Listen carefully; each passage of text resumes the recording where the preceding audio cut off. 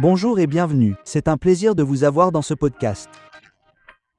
Nous l'appelons le podcast Parole et Esprit et nous avons une conversation intéressante conçue pour nous aider à vivre une vie enracinée dans la parole de Dieu et habilitée par le Saint-Esprit. Alors, bienvenue, c'est un plaisir de vous avoir. Et nous faisons une série sur un sujet très intéressant, la fin des temps. Et nous avons avec nous le pasteur Ashish pour nous aider à décortiquer tout ce sujet. Et nous avons eu des conversations très intéressantes sur l'enlèvement et sur la tribulation de 7 ans, etc. Donc aujourd'hui, nous allons commencer par examiner cette personne dont parle la Bible, le fils de l'Antéchrist. Alors, si vous pouvez nous parler de l'Antéchrist. Et aussi du nombre de la bête.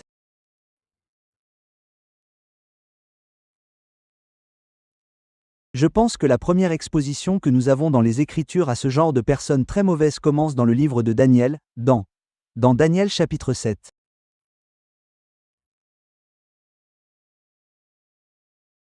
Lorsque Dieu parle à Daniel des royaumes à venir. Et c'est très intéressant, parce que Daniel, à l'époque du royaume babylonien, Dieu lui montre à l'avance les .e. Les Perses, les Grecs qui arrivent en Papouasie. N'est-ce pas? Et tandis que Dieu montre toutes ces choses, il commence à mentionner une petite corne qui se lève, vous savez, et la corne dans la Bible parle d'un chef qui se lève, une petite corne. Dans Daniel 7, il dit, vous savez, il commence à dire des choses blasphématoires contre Dieu. Et dans Daniel 7, il parle de lui comme d'une personne qui fait la guerre aux saints. N'est-ce pas? Donc, il semble que, d'accord, voici cette petite corne, cette personne étrange qui ose parler contre Dieu et attaque littéralement les saints. Puis, au chapitre 8, Daniel 80 parle un peu plus de cette petite corne qui se lève. Il donne quelques détails dans Daniel 8, 7 et 8 sur l'endroit d'où il viendrait, puis il commence également à parler du fait qu'il va arrêter les sacrifices quotidiens et qu'il va changer les temps, les saisons et la loi.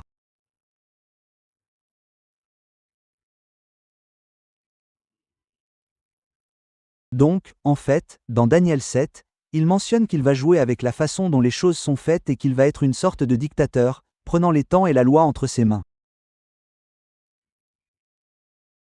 Nous commençons donc à voir cette image se dessiner pour nous. Puis, dans Daniel 9, il nous donne un peu plus d'informations. Il dit, vous savez, dans Daniel 9h27, il dit qu'il établira une alliance de paix avec beaucoup de nations, avec beaucoup, pendant une semaine, ce qui représente 7 ans. Il va donc faire quelque chose. Il arrive vers la période de 7 ans, ce que nous savons être les 7 années de tribulation. Donc il nous donne aussi une idée du moment où cet Antéchrist va venir et il va établir une sorte d'alliance de paix. Mais il dit qu'au milieu de tout cela, il va violer, il va briser, il va s'installer dans le temple de Dieu et semer la désolation. Et c'est pour cette raison que le Nouveau Testament le qualifie d'abomination de la désolation. Cela signifie abomination parce qu'il s'installe dans le temple de Dieu en prétendant être Dieu. Désolation parce qu'il va semer le chaos. Il va détruire des choses, très destructeurs, vous savez. Donc Daniel 9 et un peu plus dans Daniel 11, il donne plus de détails sur ce que cet Antéchrist va faire en s'attaquant à la terre promise, etc. N'est-ce pas? Point d'interrogation. Donc, quand on arrive au Nouveau Testament, il y a beaucoup plus de détails. Et je pense que nous pourrions peut-être mentionner Apocalypse 13, où, alors que le Seigneur révèle à Jean ce qui va se passer dans Apocalypse 13, il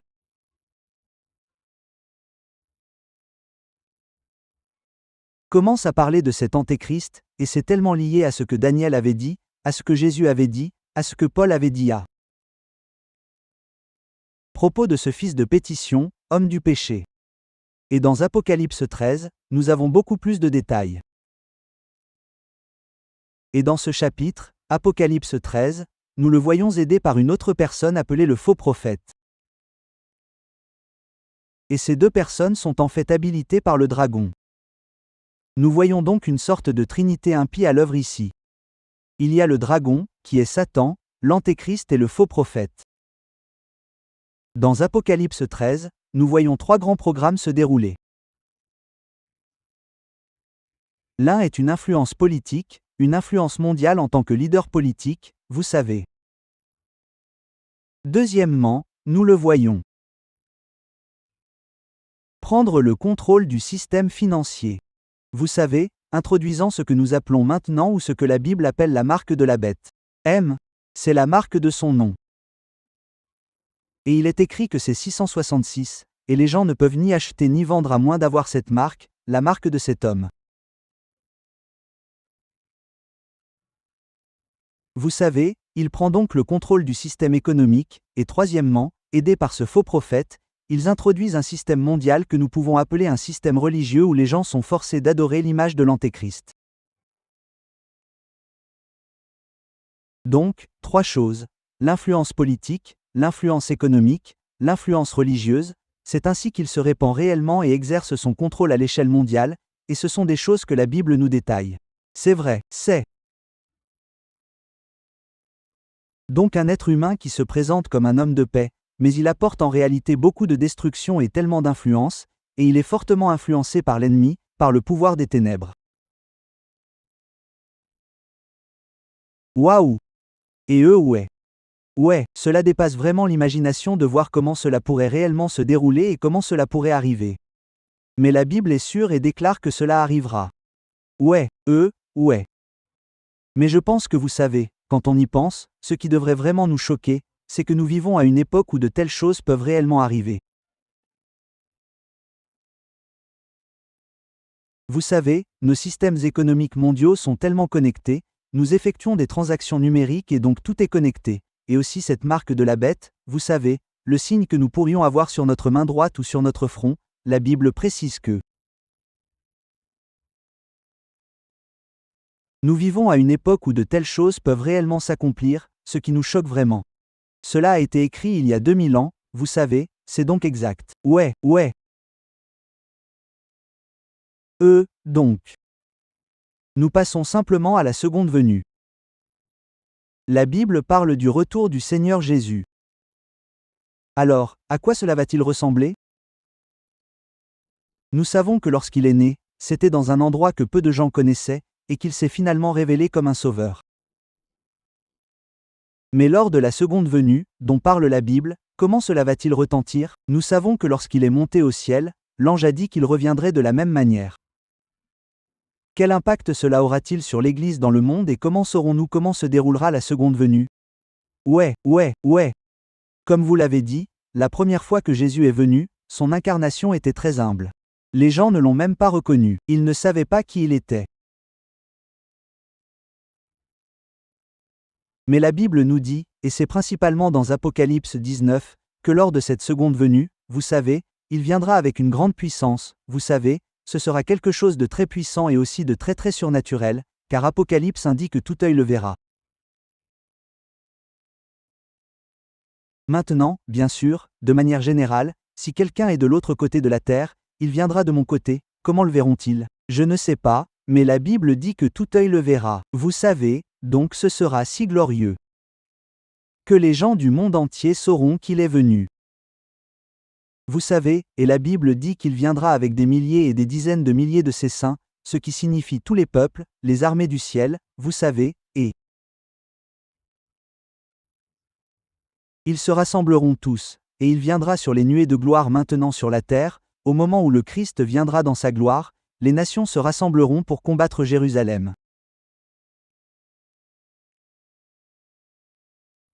Et la Bible dit qu'il viendra, et Zacharie 14 dit, versets 1 et 2, qu'il viendra et qu'il posera le pied sur le mont des Oliviers, le même endroit d'où il est monté, vous savez, donc, il viendra, il posera le pied dessus, et en même temps, il détruira des armées, des nations, par la parole de sa bouche, vous savez, et il y aura une si grande dévastation. Cette révélation, chapitre 14, les derniers versets disent que, vous savez, en dehors de la ville de Jérusalem, le sang coulera aussi haut que la nuque d'un cheval sur environ 180 miles, ce qui signifie que c'est énorme. Environ 5 sur 180 miles, vous savez, c'est énorme, la dévastation qui va se produire là-bas. Mais Jésus viendra et il détruira les nations, les armées de l'Antéchrist et, vous savez, le faux prophète, et il viendra cette fois pour établir son propre royaume, n'est-ce pas? Point d'interrogation. Il viendra pour régner sur la terre. Il viendra en tant que roi des rois. Seigneur des seigneurs, vous savez. Cela va être très glorieux, au-delà de ce que nous pouvons imaginer, et les nations le sauront. Vous savez, et chaque œil verra et reconnaîtra que Jésus est Seigneur, et c'est incroyable, ce sera un phénomène mondial. Oui, c'est vrai, c'est vrai. Donc, la Bible parle aussi de quelque chose appelé le jugement du grand trône blanc. MHM. Donc, devrais-je en avoir peur? Devrais-je l'attendre avec impatience? Et vous savez, comment devrais-je, en tant que croyant, considérer toute cette histoire de jugement, de jugement du grand trône blanc en gros? Ouais. Donc, ouais. Donc, quand on regarde les Écritures, on voit que, vous savez, quand le Seigneur, comme ce dont nous avons parlé exactement, quand le Seigneur Jésus vient, et à la fin des 7 années de tribulation, il vient établir son royaume ici sur terre. À ce moment-là, nous voyons que nous pouvons placer Matthieu 25 où il sépare les brebis et les chèvres, vous savez, c'est là que ceux qui ont traversé la tribulation sont toujours en vie. Ceux qui ont cru en lui mais qui sont restés en vie pendant la tribulation ont refusé la marque de la bête. Ils sont autorisés à entrer dans le règne millénaire du Christ. Ceux qui ont rejeté Jésus ou qui recevront la marque de la bête, ils seront les chèvres. C'est séparé. C'est ce qu'on appelle généralement le jugement des nations. Pendant les 7 années où l'Église est au ciel, c'est à ce moment-là que les croyants sont jugés. Le jugement du croyant est donc très différent. Il a lieu au ciel. Il est destiné aux récompenses. Paul écrit à ce sujet dans 1 Corinthiens 3. Nos œuvres seront éprouvées, l'or, qu'il s'agisse d'or, d'argent ou de pierres précieuses, et chacun recevra une récompense pour le travail qu'il aura accompli. Encore une fois, dans 2 Corinthiens 5h10, il en parle. Ensuite, nous nous tiendrons devant le tribunal du Christ. Le jugement du croyant a donc lieu avant la venue, la seconde venue. Les croyants ont donc déjà reçu cela à la fin du règne de 1000 ans, le règne millénaire dont parle la Bible dans Apocalypse 20h14 et 15, le jugement du grand trône blanc. Vous savez qu'à la fin du règne millénaire, il y a ce grand jugement du trône blanc où chaque personne se tient devant le trône de Dieu. En ce moment même, en tant que croyants, nous n'avons pas à avoir peur de cela parce que nous sommes déjà sauvés. Notre jugement pour les récompenses a déjà eu lieu. Ce grand jugement du trône blanc concerne essentiellement ceux qui ont rejeté Jésus. Vous savez, la Bible dit Apocalypse 20h15.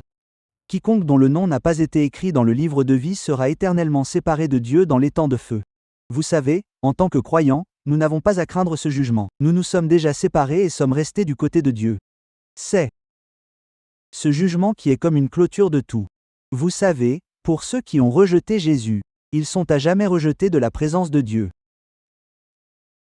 Nous voyons donc 3 événements distincts, le siège du jugement du Christ, le jugement des nations et le jugement du grand trône blanc. Oui, c'est vrai. Et eh bien, il est dit que le Seigneur régnera pendant 1000 ans. Et nous appelons cela le millénaire. Qu'est-ce que cela signifie pour le croyant? Vous savez, que dit la Bible à ce sujet pour le croyant? Oui. Je pense donc que l'une des choses que nous pouvons savoir dans les Écritures, c'est que Dieu a toujours eu à cœur d'avoir un peuple qui régnera avec lui. Vous savez, dans Matthieu 25, Jésus, vous savez, entre dans le royaume qui a été préparé pour vous. Vous savez, c'était quelque chose que Dieu a toujours préparé. Daniel 7 décrit cela lorsqu'il parle du Fils de l'homme, qui représente l'Ancien des jours, et il reçoit tout le royaume et l'autorité, et il les donne aux saints. Vous savez, le royaume est donc donné aux saints. Et pourquoi Dieu ferait cela, et pourquoi il le ferait? Vous savez, il était son roi, donc il avait juste besoin, je pense, de gens pour l'aider à administrer son royaume, ou pas, il a manifestement besoin d'aide, mais il nous invite à en faire partie et à dire, venez, vous savez, je suis roi, venez profiter de mon royaume, aidez-moi à administrer mon royaume.